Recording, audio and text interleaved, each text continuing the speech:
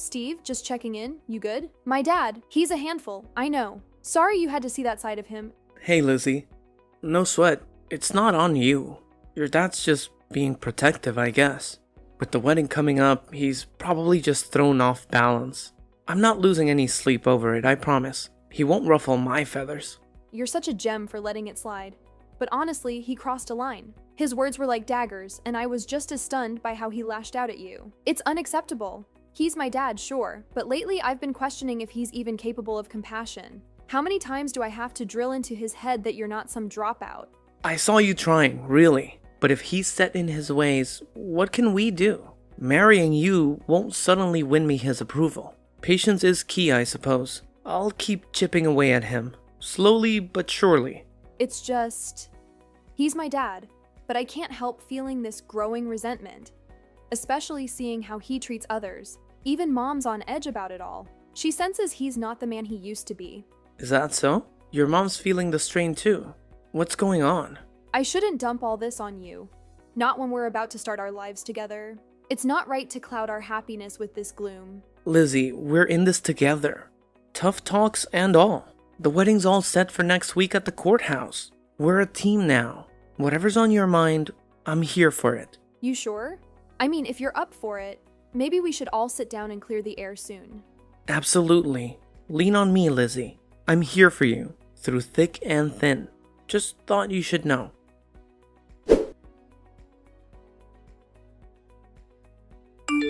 I was completely stunned. To think that my daughter would choose to spend her life with someone who had not finished high school was beyond my imagination. I'm blaming myself for not speaking up sooner. It was all so sudden. But then again, when is the right time for such revelations? Tell me, are you hiding this little detail and hoping it will never come out? Charles, good to see you again. And for the record, there was no concealment. I'm an open book. Always have been. But it seems there's been some sort of mix-up. I'm not sure where you got the idea that I was a high school dropout. Let's cut to the chase, shall we? You saw an opportunity in my wealth, didn't you? That's why you're with my daughter. Be honest. It's the least you can do.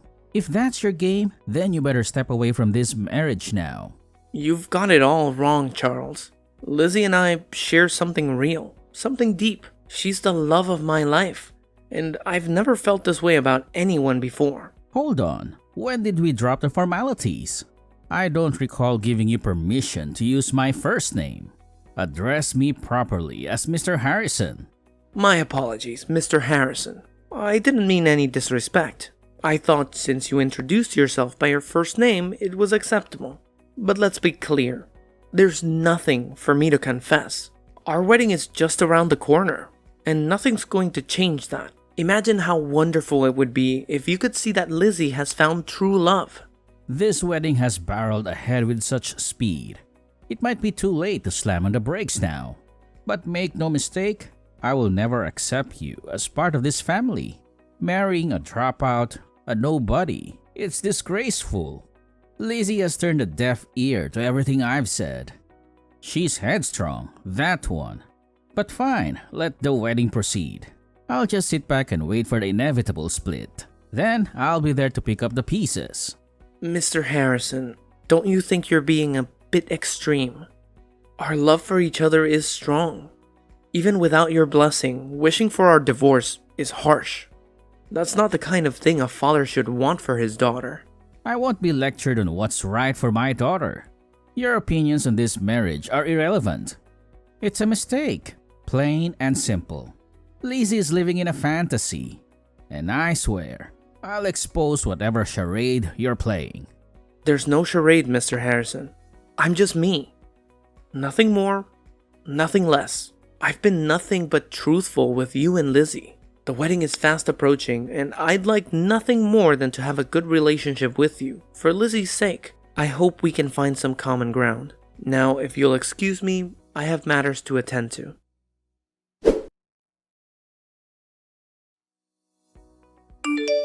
Wow, I never thought this day would come that I see my daughter walk down the aisle. I still don't approve of her marriage to you, though I already know that it's not going to end well, Steve. Well, the marriage has already been finalized, sir. We're officially family now by marriage. Will you just accept the reality that we are?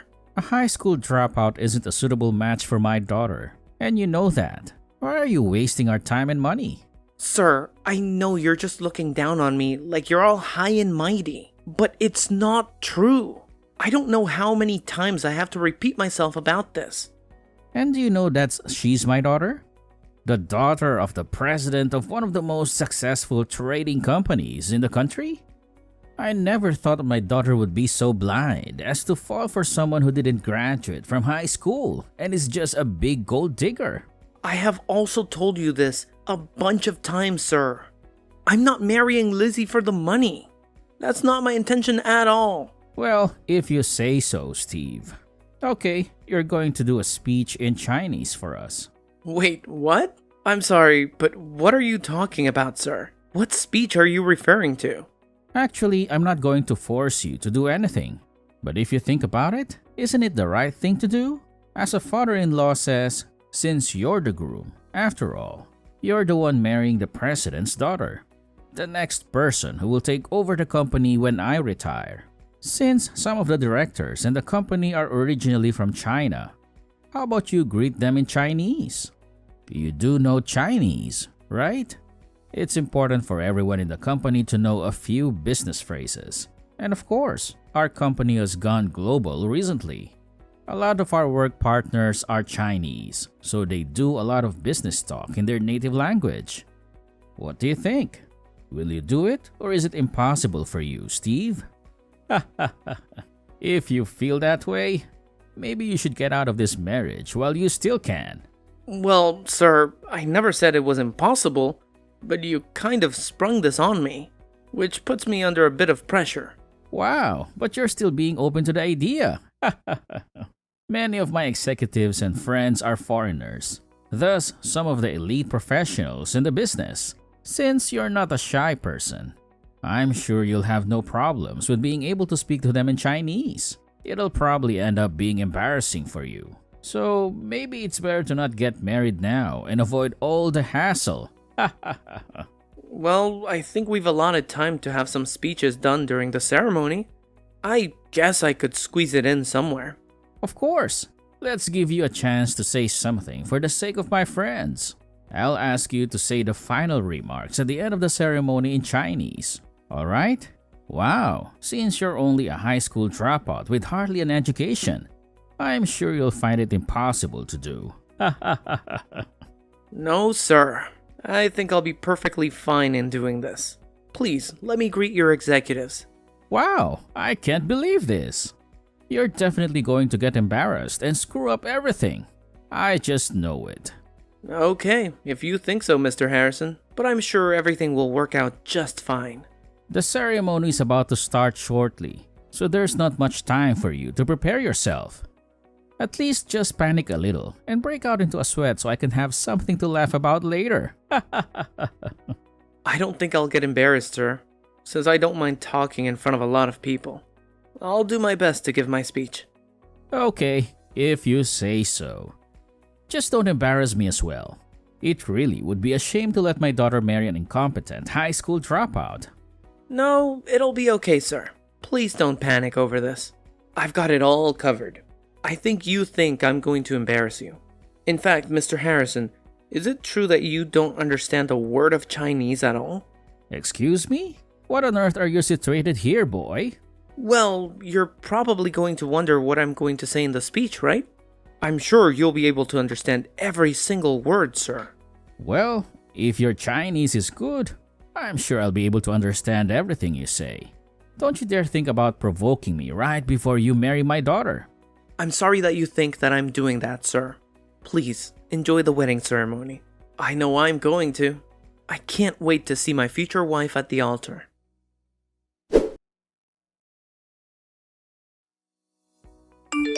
Hey, what the heck's going on here? What's the meaning of this charade? How is it that you can speak Chinese of all languages, and you can actually speak it really quickly? How is that possible? Oh, I'm sorry, sir. Didn't I tell you that I can speak Chinese? It's actually called Mandarin, by the way. After I graduated from high school, I went to China and... Well, you know, when you're in the country long enough. Now, hold on just a minute there. What? You're telling me that you could speak this Mandarin fluently? I spent the last years of my teenage life in China. Don't you think it's natural to learn another language since you're living on their society? You kept going on and on that I was a high school dropout. But Lizzie only said that I spent up until high school in the States. Wait, so you're really not a high school dropout at all? Are you serious, Steve? Even though I corrected you so many times, Mr. Harrison, you just didn't want to listen to what I had to say. I couldn't make any detailed corrections either. So you lived there for a bit. So that's why you're able to speak their language. Wow, I can't believe how petty you're being about this. Why must you act so strangely around me? I've done nothing to make you act this way. Well, I don't get your attitude towards me. Why are you being like this? Why did you have to doubt my abilities so much when you know nothing about me? That doesn't matter now. After your speech, the executives left without even talking to me. Don't you think that's a bit odd of them to do that right in the middle of a wedding? I feel like your attitude completely changed after you did your speech in front of everyone. Oh, okay. Is that what you're wanting to know about?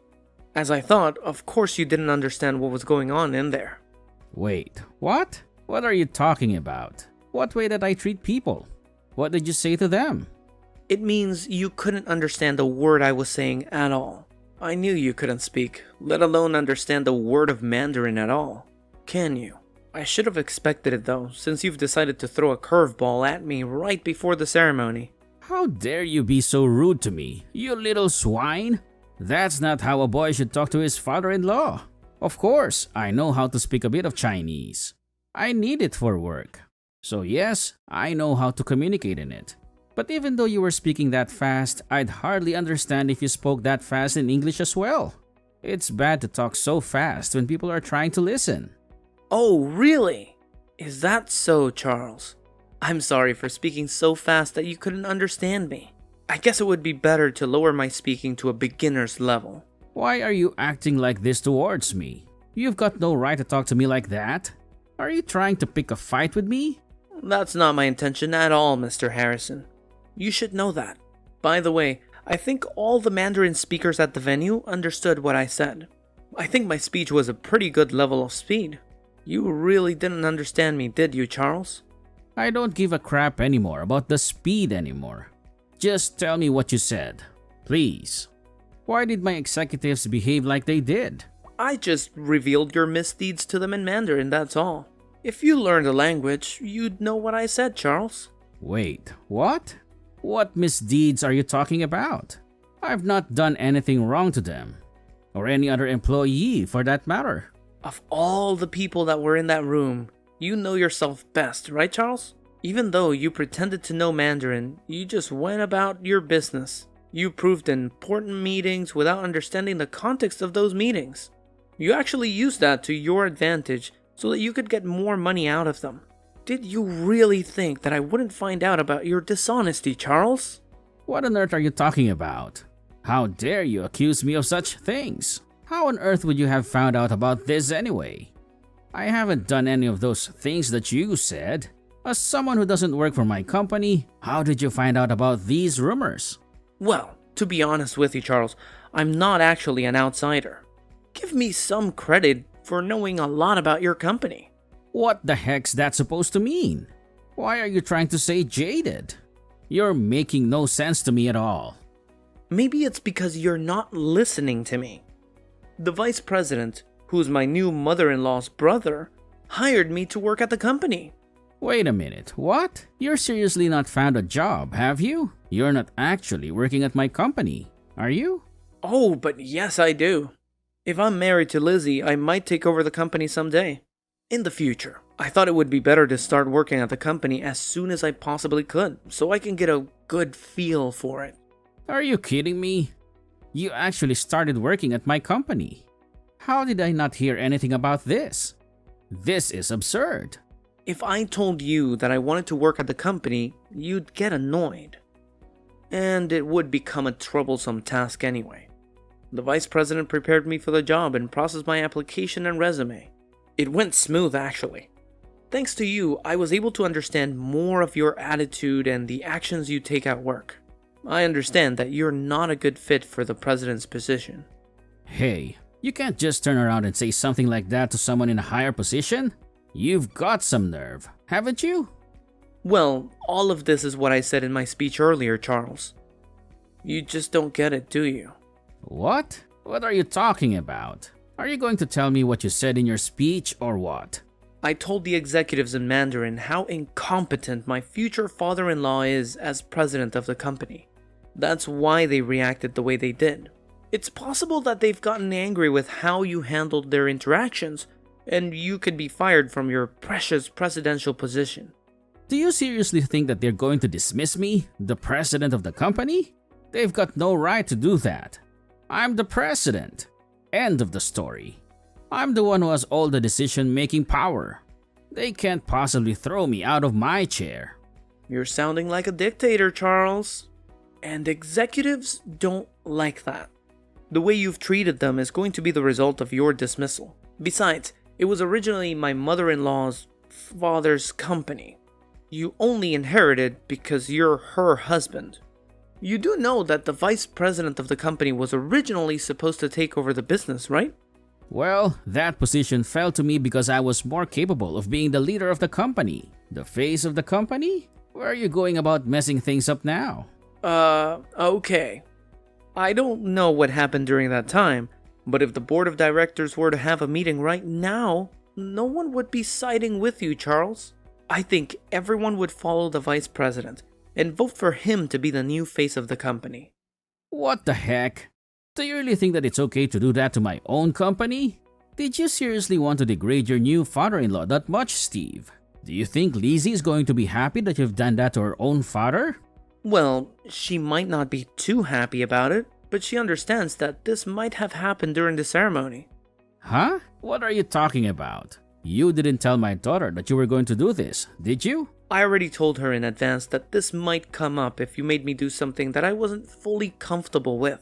I knew I had to talk about this kind of thing so people knew what you were truly like at work, and to the people around you. It wasn't a decision that I made on my own, Charles. After a careful discussion that Lizzie, her mother, and I had, we decided to say something. You talked to my wife about this? Why is my wife involved in this? Why did you drag her into it? Don't you know that she's my ally and that she'll stick by me? I'm sorry, but it sounds like your wife has given up on you, Charles. That's why Lizzie and now my mother-in-law are on my side about this. Is this seriously happening to me right now? How could you all stab me in the back like that? My own family. I've done nothing to any of you. Well, I guess the girls decided that they wanted to dethrone you. They were getting sick of the way you were treating people. Have you ever tried to take care of your family, Charles? Mentally and emotionally. It seems like all you care about is yourself. What the heck are you trying to say here? Go on, say it. You say they're your family when you talk about them to other people. But do you really care for them? Do you look at their needs? Do you support them financially that much? Or do you just give all that money you earn to your secretary, Charles? You're not giving her the company's money, are you? I haven't got a clue what you're talking about, Steve. Who is this secretary you speak about anyways? Up until very recently, your wife has been investigating what you've really been doing whilst you've been at work. She's already got all the evidence she needs. It seems like she was holding off until the wedding was over, though. But it seems like she's hit her limit. What do you mean she's hit her limit? What's that supposed to mean? Why would my own wife investigate my whereabouts? Why would she invade my privacy like that? Maybe it was because you were acting super suspicious towards her at home. Think about it, Charles. Don't you think it's safe to assume that she's known about your affair for a good amount of time now? I'm sure your wife has been in so much pain because you've been betraying her for such a long time. I'll never be like you. I'd never do that to my wife. Why would you say something that you know nothing about? What I do is none of your business, Steve. Don't you know how much money I've made as a company president? A lot, and it's great. What's so wrong with using your own company's money for yourself? The company's money belongs to the hardworking people and the company itself. Not you. I'm not surprised you don't understand something so basic as that, Charles. It was only through your marriage that you were able to get the job anyways. Now, you've gone and turned on everyone in the company. And you've made everyone your enemy. That's not how a president should be. There's no way that you're getting out of this one without losing everything you've got. Why did something like this have to happen at my daughter's wedding? All I wanted was to embarrass you. In the end, you were the one that got embarrassed because you didn't understand a word I said. As a result, you've been made to resign from your position. Don't you think this is such an ironic story, Charles? It could be made into a movie script, to be honest. I'm not resigning. No matter how loud the vice president is, I still hold all the authority in the company. There are definitely still employees in the company that are on my side. Really? You're not talking about your secretary, are you, Charles? Well, yes, her. But I've also got other people on my side too. I'm going to tell you something. I just received a call from the vice president. I think everyone in your sector has accused you of some wrongdoings. That can't be it, can it? It seems like they're going to make you retire from the position. Wait, what? What are you saying? How could they make me retire if I don't want to leave? Oh, Charles. I'm sure you thought of people as pawns and you were moving them around as you wanted. You know, the other employees have feelings too, you know? There are some people who aren't satisfied with the methods you've used to run things. Do you finally understand what I'm saying now? You're done. Absolutely. Finished, Charles. You're kidding me, right? You're lying to me, aren't you? What's going to happen to Kelsey? Who's Kelsey? Is this your secretary you're talking about? It seems like she was trying to protect herself first and accused you of the bad things you've done. Wait, what? No! She wouldn't do this to me. She wouldn't leave my side like this. What's going on here? Unfortunately, it sounds like you're not going to be able to avoid paying compensation though.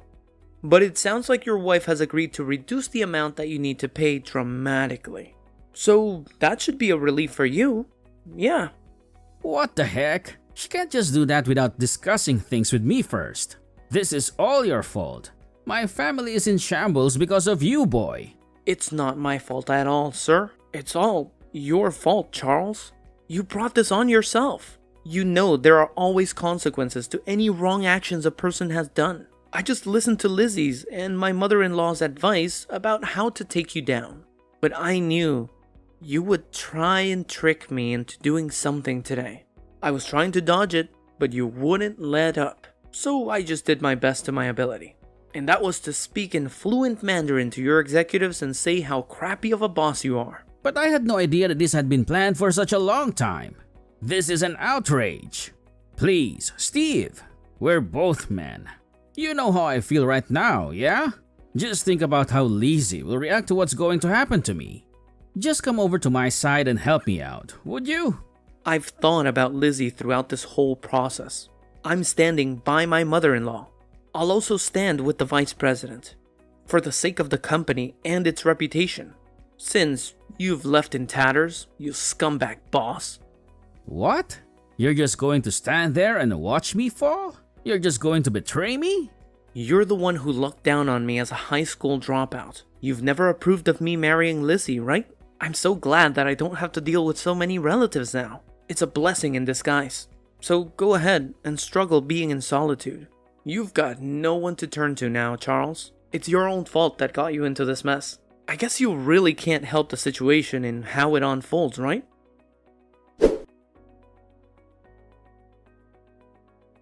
After the wedding celebrations, a tense board meeting was held in which the members unanimously decided to ask Charles, the former CEO, to resign from the company.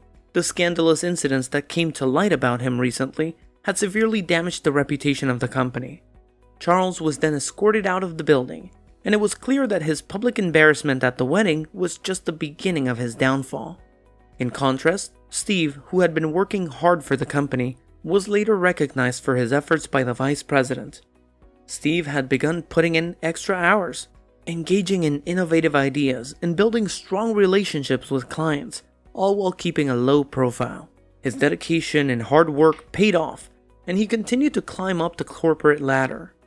Steve had a lot to prove, especially since his father-in-law's reputation had tainted the company's image. He was determined to make a successful career for himself and not end up like his scumbag father-in-law.